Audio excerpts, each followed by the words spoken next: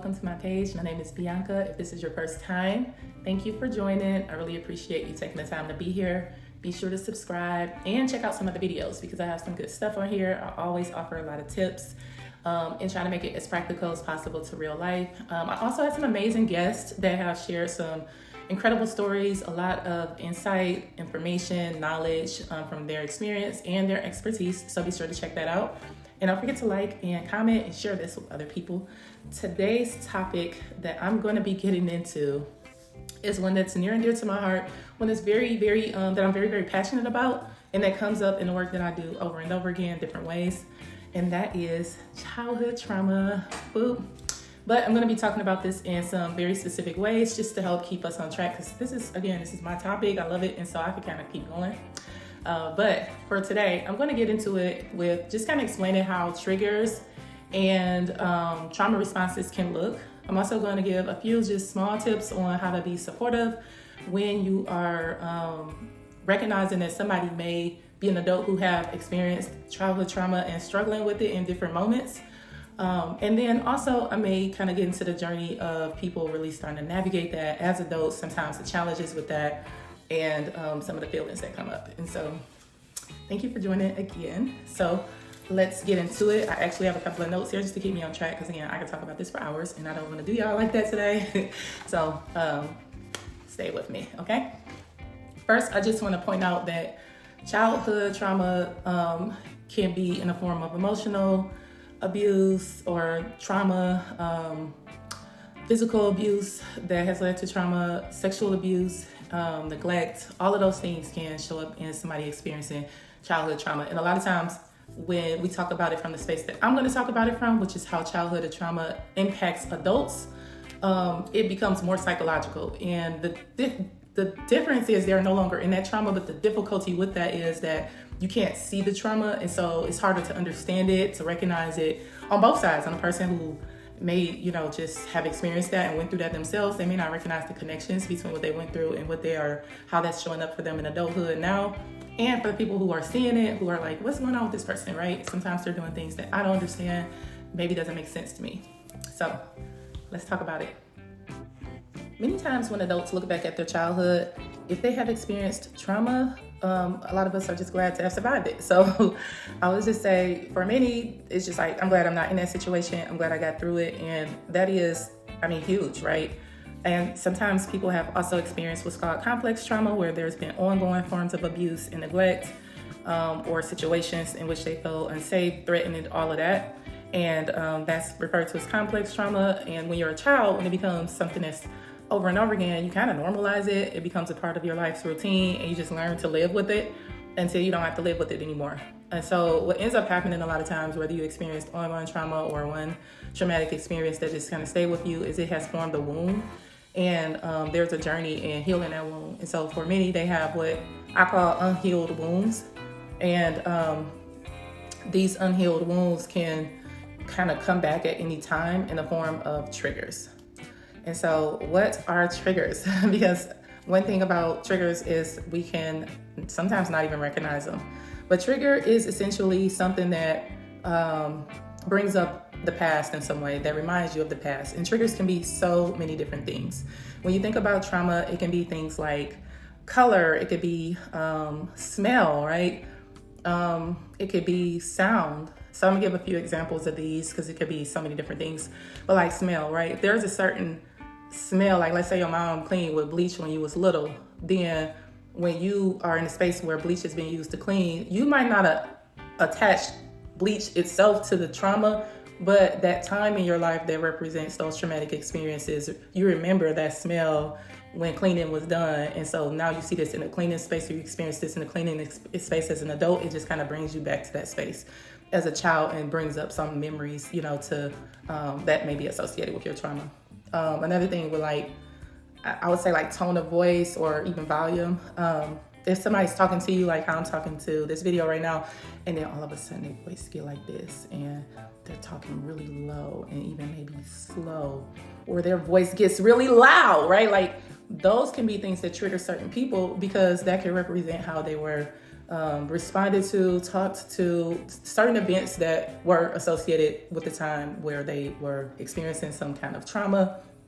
And so when that happens, or like the voice, when somebody's voice just drops or raises, all of a sudden they could be like, oh wow, that feels dangerous. So yes, there are so many ways triggers can affect you, but I like to try to give a few examples, but it could go on. I mean, it could be certain environments that make people feel unsafe.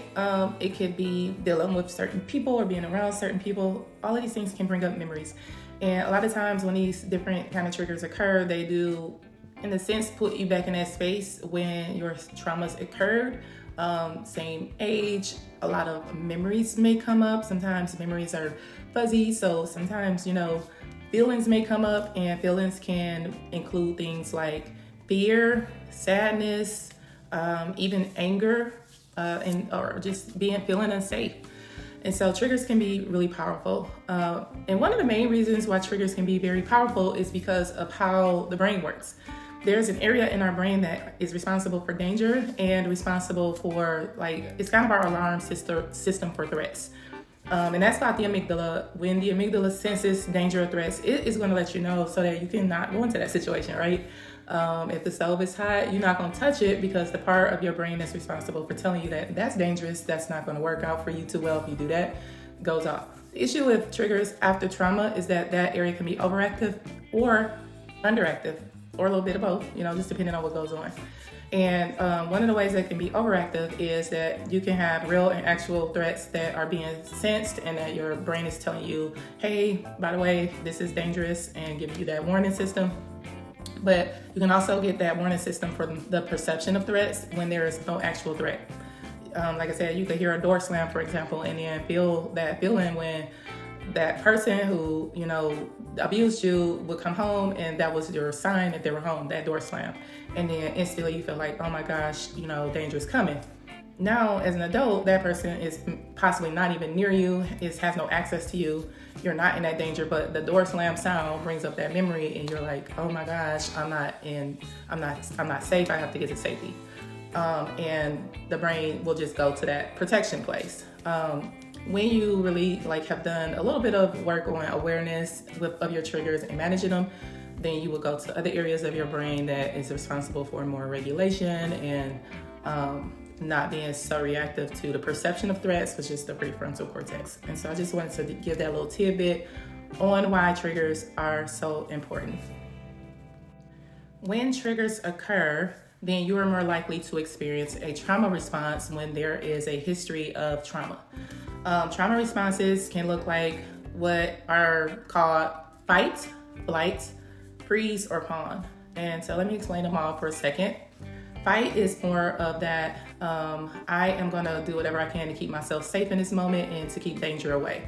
And so fight might look like, for an adult who has experienced childhood trauma, somebody who's a little bit more argumentative, someone who is easily offended and ready to call that out. Kind of the person that's like, I'm not no punk, I'm not taking nothing, you're not going to come to me with nothing. And they're just, they're ready to stand their ground to all of those triggers. So that's more fight. Flight is more of the, it's kind of the opposite of flight, to be honest. So flight is more of the, I am going to get as far away from danger as possible. If I feel threatened, anything, I'm out, right? So if it's a conversation, I would just say, looking at adults who've experienced childhood trauma, if it's a conversation in which they feel triggered, then they're more likely to end that conversation really quickly. They might even avoid talking to that person in the future. If they're in an environment in which they feel unsafe, they're going to try to leave that environment because they don't want to be somewhere where they feel unsafe. Again, the threat may not be real, but they are perceiving it as real and they're responding accordingly. For freeze, that is going to be more of the shutdown, dissociate. And so what you might see in somebody who's experienced childhood trauma is when they are feeling threatened or, in a situation where they don't feel safe, they kind of check out and they do nothing, right? And so if you're talking to them or they're being scolded, they're just they look like they're just taking it in. In reality, they may not know what to do, what to say. They may not even be psychologically there in the sense of they have checked out. They're in a place that feels safer in their mind. That's called dissociating. Your body is present, but your mind and your emotional space has moved to another place that feels safe, that you can handle. And then the last trauma response is fawn. That one actually looks a lot different than the first three I explained, because fawn is more of trying to protect that space, that emotional space for people around you, even if that person is the person that's hurting you. And so how that generally looks for people who have experienced trauma is they have trouble saying no to people. They're more likely to sacrifice their own needs for others. They are often referred to as people pleasers. Okay. So these trauma responses can come from so many places, such as, if you were a child who was in situations that were not great, whether you were neglected, abused, whatever, then you were using your best childhood knowledge to navigate that situation and keep yourself safe, get your needs met in whatever way. And as you can imagine, if you are a child like we're talking about, then you have limited just skills and knowledge on how to do that. So I'm just going to say you are doing the best you can. And when that comes up in adulthood, it might mimic sometimes those childhood responses because you are feeling those same feelings. Or something very similar. And so if you're noticing that, like, I'm arguing a lot, or I'm, kind of running away from situations a lot, or I shut down, right, when I don't like something, or I am always drained because I'm constantly giving myself and my time to other people. And like all of these things are representations of how you responded to trauma when you were a child. Sometimes even how you may have wanted to, because if you felt powerless, if you felt helpless, then now your fight is, I'm trying to protect that version of me because nobody's going to take advantage of me in that way again. And so I just wanted to give that like kind of other side of that. And for someone who is on the other side, like maybe looking at someone who's experiencing childhood trauma, one of the things you can look for that is, to me, a clear, sign that somebody may be navigating an unhealed wound is if somebody has a really big response or reaction to something that you don't understand, or you might feel like maybe that didn't deserve that, maybe it feels like they overreacted. One example might be if somebody like parks in a parking spot that you've been waiting for. Somebody just kind of swooped in there and parked at them. And you find yourself arguing with them. You roll down your window and you like going off and you like, I was waiting for that, blah, blah, blah. I'm calling you names. My language is colorful, all of the above. That's a big response. I get it. I don't like when nobody cut and take my stuff either, but likely that feeling isn't new, right? When was the last time you felt taken advantage of, right? Where did that come from? When did that begin for you? Because if you were younger and you got often taken advantage of, and somebody often said, you worked hard for things and they just invalidated it and they skipped over it, and you earned things and they took it away from you, then you're trying to protect those things that you earned, those things that you feel like you deserve now, and that might be a trauma response. And so, but also it could be something else, like you could notice that a person gets very emotional when they are faced with certain criticism, like they're ready to cry, they're ready to fight, and it's just like, but everybody receives criticism, especially in like the workplace or something, and they're really, really upset about their criticism, and it seems like it's a really big response. Again, that is usually not a new response. It's just a situation that is triggering a feeling from an unhealed wound that probably came up in childhood, or the way I'm speaking on it today came up in childhood. When people are on healing journeys, when they recognize that, oh my goodness, I am not okay and I want to do better, or I don't feel okay and I want to feel better, and they start to form those connections to where these feelings or these behaviors organically have been created from, it could be a difficult journey for some people to where they are struggling with, like sometimes we just want to validate our ways of navigating the world. And so if we have been acting out a little bit, if we have been kind of beating ourselves up, then we want to feel like it makes sense. So sometimes we'll validate, well, we were supposed to do that is the only way we knew how to respond to that situation, so it's okay. And I'll say you only know what you know. So, when you know better, you do better. And that's kind of how life is set up. We are meant to make mistakes so that we can have an opportunity to learn and do better. And so if you make mistakes, don't, don't beat yourself up. It's just when you find yourself in a constant cycle of making similar mistakes that you might not have grown from that situation or learned that lesson yet, and there's an opportunity there. But just like sometimes people validate themselves so that they can be able to say, this makes sense for me, there are also times when people are guilty or they feel guilt. There are also times when people feel guilt for how they have responded to their trauma and the fact that they did not recognize that as being a trauma response. And again, you don't know what you don't know. And so now that you are understanding that that might have been a trauma response and that you are learning that, there's ways to manage this and that you're not alone in that, just continue to move forward in that. I do not believe in just shaming people to death for past mistakes because there are so many reasons why people do what they do and don't know what they don't know, but it's just a matter of when you know better, you do better type thing. So that's kind of how I look at it. But I wanted to just share a few tips on how you can, if you're a person who recognizes someone who has been experiencing some type of reaction to things that you feel like stem from their past. There may be some unhealed wounds from traumatic experiences from their childhood, something like that. How can you support them? And it boils down to two simple answers. It's going to be listening and validating. And when I say listen and validate, I am not saying I want you to make excuses for them or I want you to enable their behaviors or anything like that. I don't want you to carry that. I don't even want you to feel like it is your job to fix that for them, okay? Let me explain. Your goal is to accept that their experience is their experience. Even if you don't understand how this affected them, even if you feel like it could have been worse, right? The goal is really to listen for compassion, listen for understanding, listen for empathy. One thing that I have learned is that everybody is affected differently by experiences. And there are so many reasons for that. I'm not going to get into that in this video, but everybody's reaction to certain things are just a little bit different.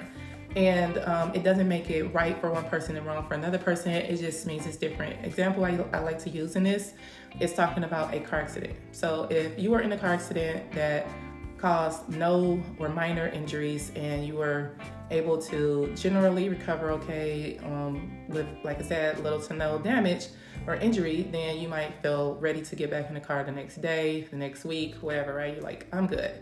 That was unfortunate, but I'm going to move forward.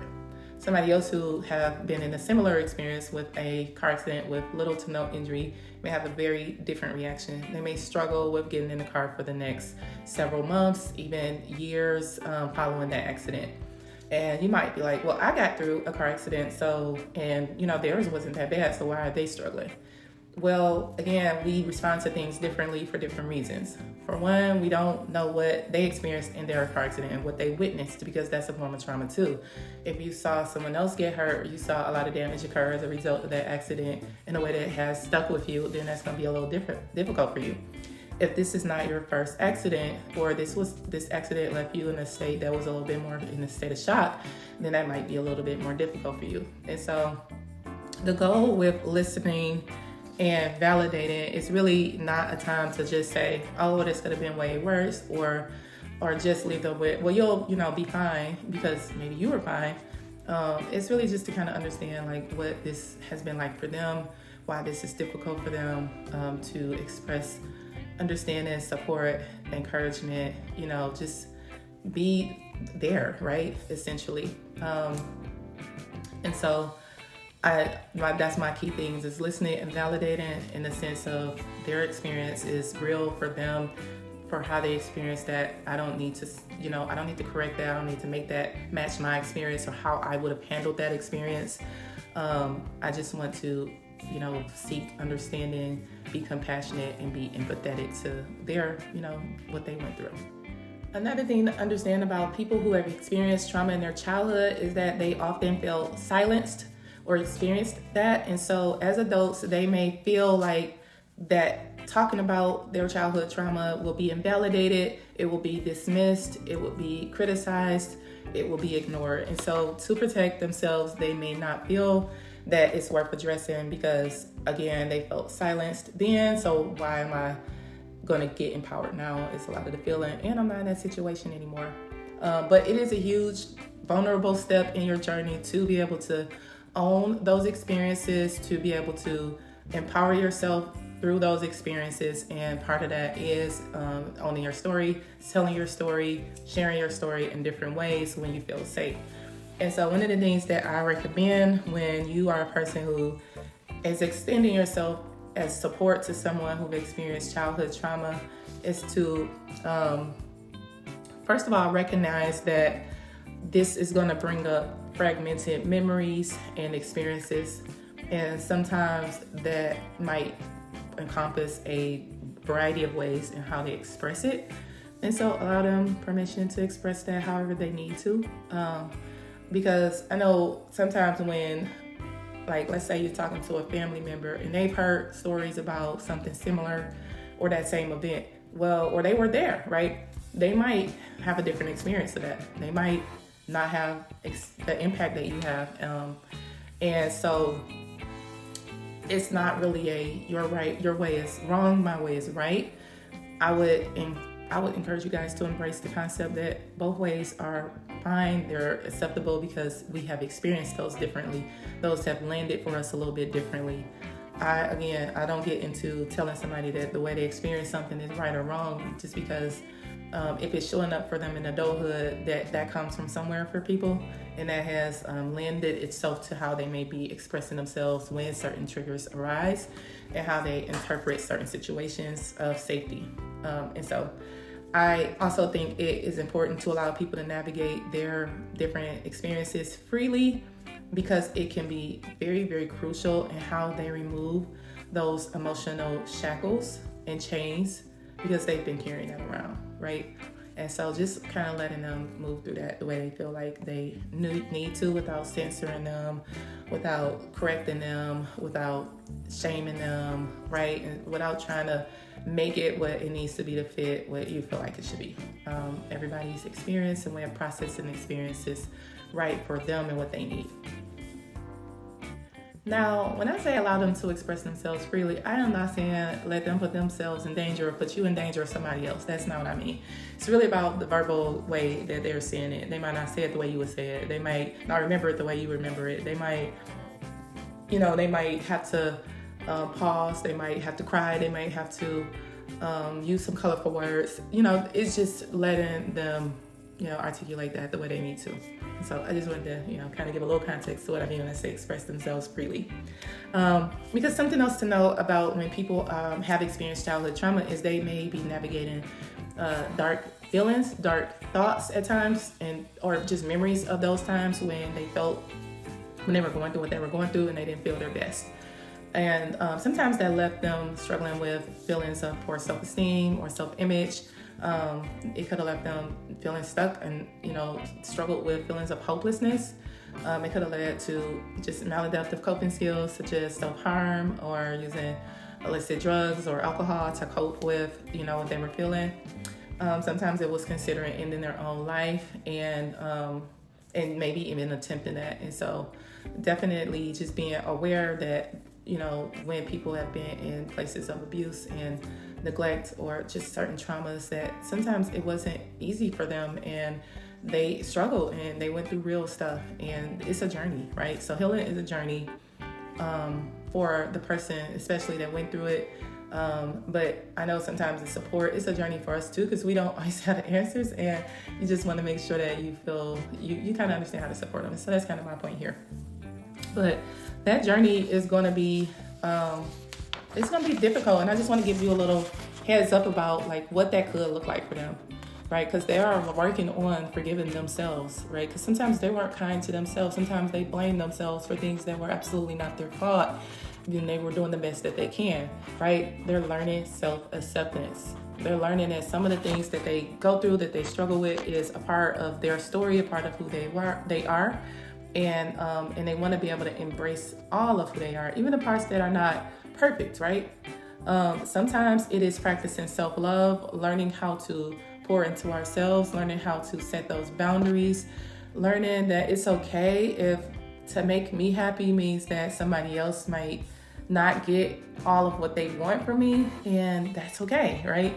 And so just like recognizing that their own journey of healing is going to be a little bit complicated, and it's a work in progress, right? It takes time. And I just wanted to remind you of some common feelings that could come up when someone has experienced childhood trauma, just in case you may see reactions that match those feelings. Common signs for someone who have experienced childhood trauma is going to look like sadness, fear, powerlessness, hopelessness, abandonment, forgotten, ashamed, rejected, ignored, criticized. There are more, but I'm gonna stop there. The reactions can trigger stress responses, similar to what I mentioned with the trauma responses earlier. But what I'll note is with stress responses, sometimes what you see as rational is not always happening when you factor in trauma from childhood places, because there's this element of that child showing up in those responses. However, when somebody is at a point when they are ready to share that, and you are in a place that you are ready to support that, there is something that makes them feel safe with sharing that with you. And so definitely consider that, because a lot of people don't share their trauma or their experiences ever.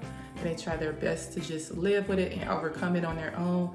And for some people, the triggers can be not as high, like they have learned how to manage them to some degree. For some people, they may struggle a little bit more, but it's definitely a process for everybody. And if you're in a place of supporting someone who has been through childhood trauma and allow them to share that space with you sometimes, thank you. I think it's very helpful for anybody who's been through that to just receive some level of understanding, compassion, validation, a listening ear, right? Empathy, all of those things that I mentioned earlier.